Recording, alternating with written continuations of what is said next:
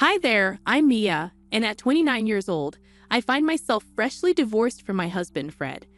Our love story began back in college, where we shared classes and quickly fell for each other's charms. Despite our strong bond, there was a persistent thorn in our side.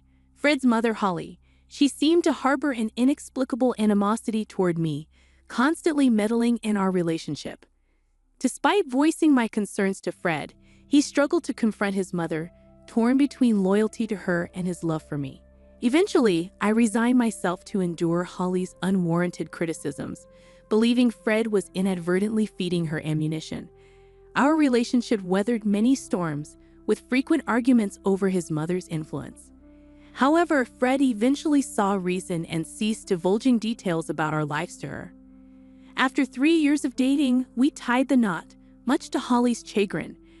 Her attempts to sabotage our marriage proved futile, and we distanced ourselves from her toxic presence for a while. During this period, both Fred and I found success in our careers.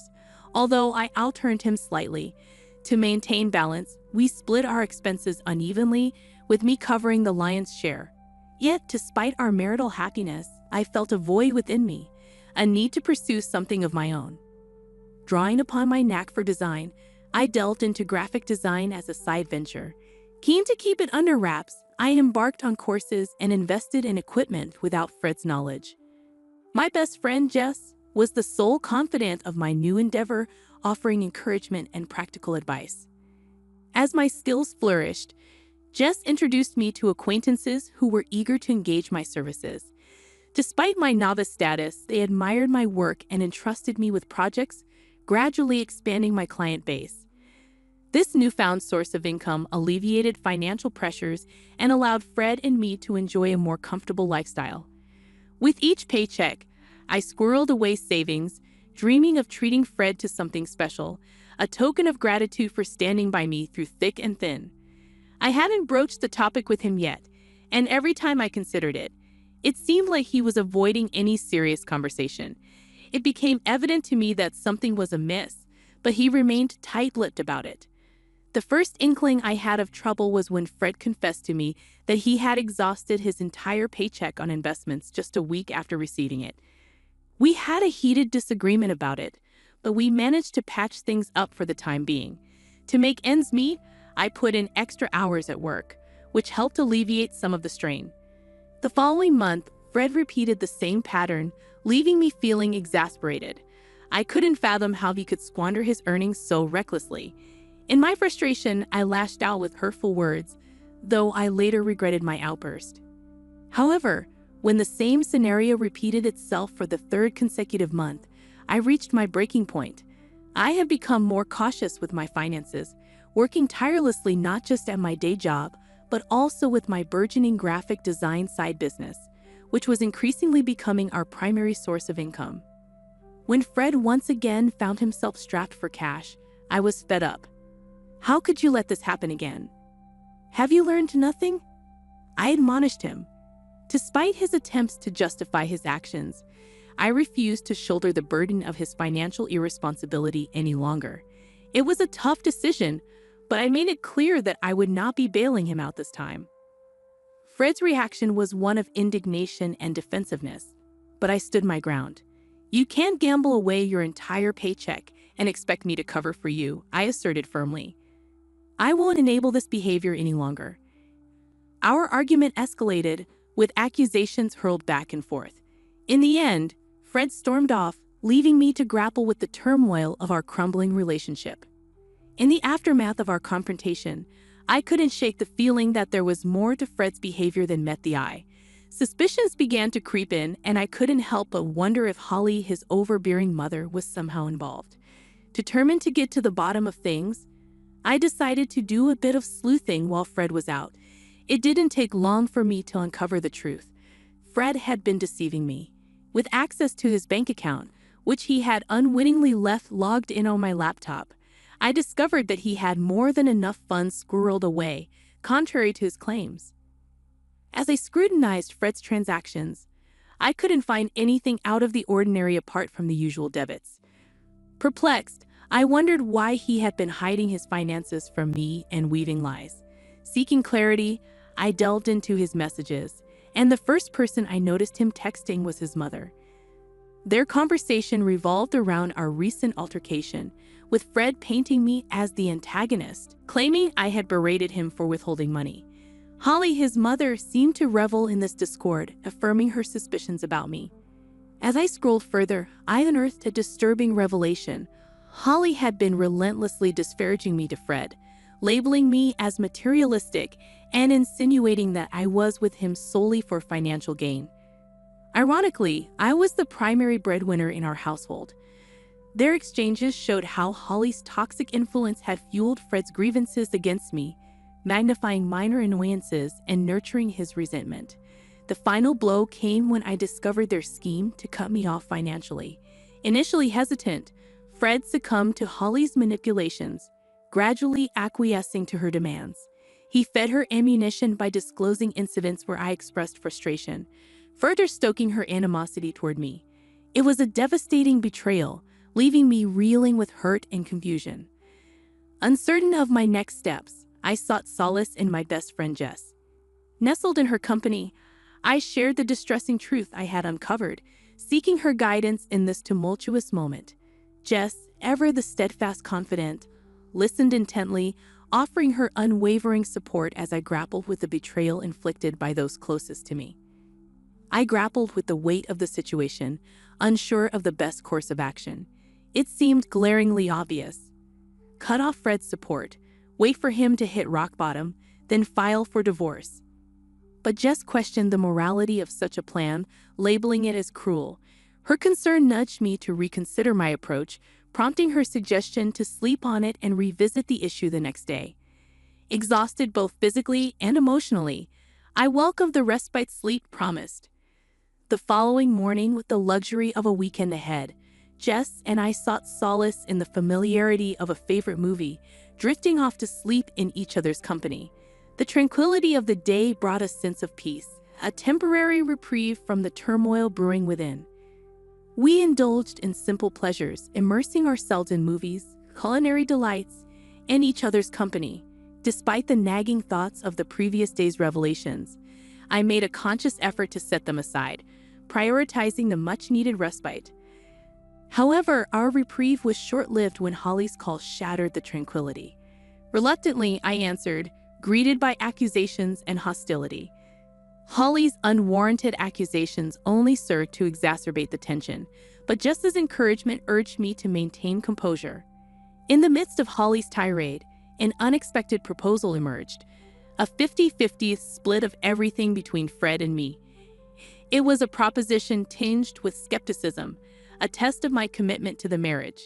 Despite the audacity of her demand, I agreed, willing to entertain any possibility of salvaging what remained of our relationship. With tentative acceptance, plans were set in motion, culminating in a meeting scheduled for Tuesday to formalize the arrangement. Though uncertainty lingered, I resolved to confront the challenge head-on, armed with newfound determination to navigate the tumultuous waters ahead. I was stunned by the turn my marriage had taken, torn between disbelief and seething anger. How dare Holly brand me a gold digger, and how could Fred stand by and allow such an accusation?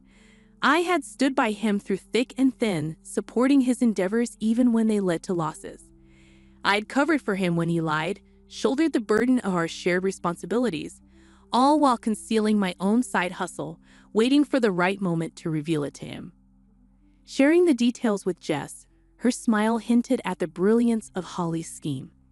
Splitting everything evenly would leave Fred with little to fall back on, given his lack of awareness about my additional income. I had hoped to surprise him with a lavish gift once my side venture gained traction, but now I was grateful to have it as a safety net.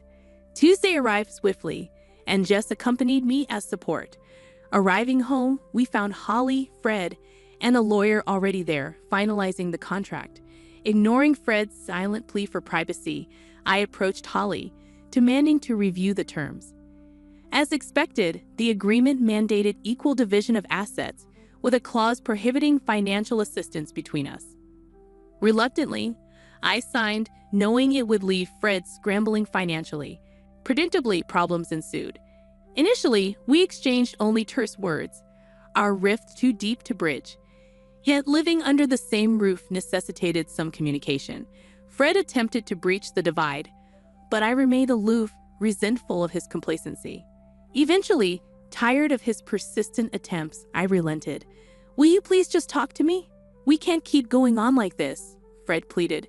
His admission of missing our connection stung, juxtaposed against his willingness to sign away our financial unity.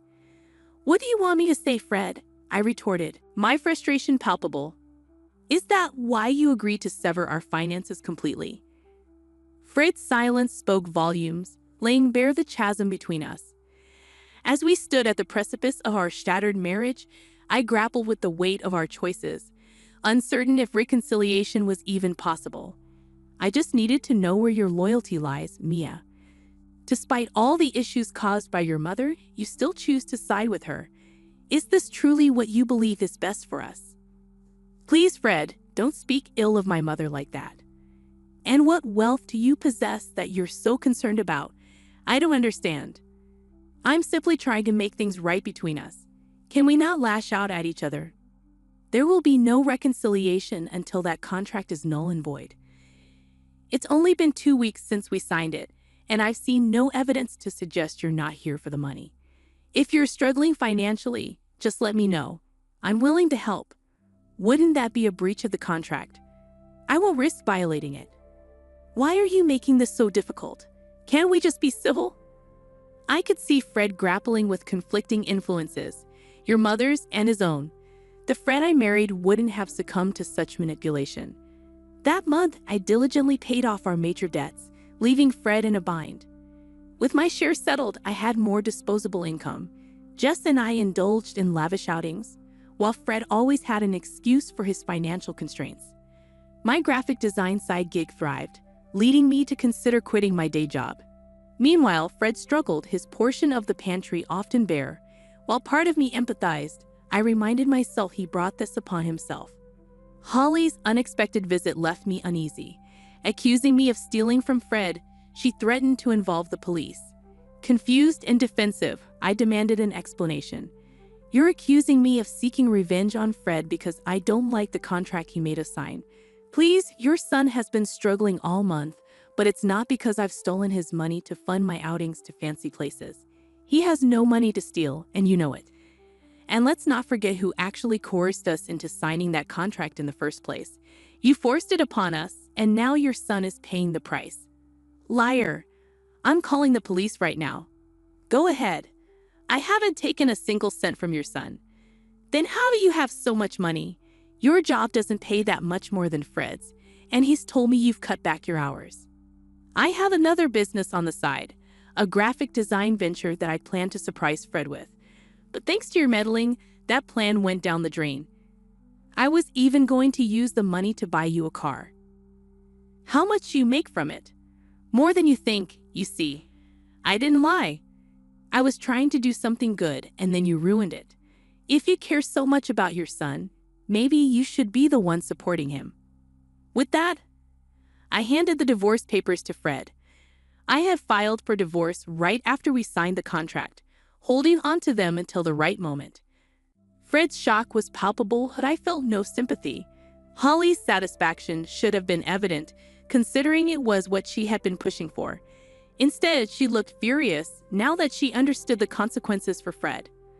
I informed them I would be moving out in 3 weeks, agreeing only to continue splitting the remaining loan payments. Fred tried to plead with me, but I remained resolute, reminding him that this was the consequence of his actions. In the following months, I found liberation from the toxic relationship. Holly contested the divorce, but with our assets legally separated, there was little for Fred to gain. In fact, he ended up losing more, unable to keep up with the mortgage expenses on the house we sold. He moved back in with his mother. Meanwhile, my business flourished, and I gained lucrative opportunities with big brands. It was a blissful and rewarding period for me. I'm grateful I had something to fall back on, sparing me from the fate Fred endured. Perhaps this will serve as a lesson for him in the future, but that's not my concern anymore.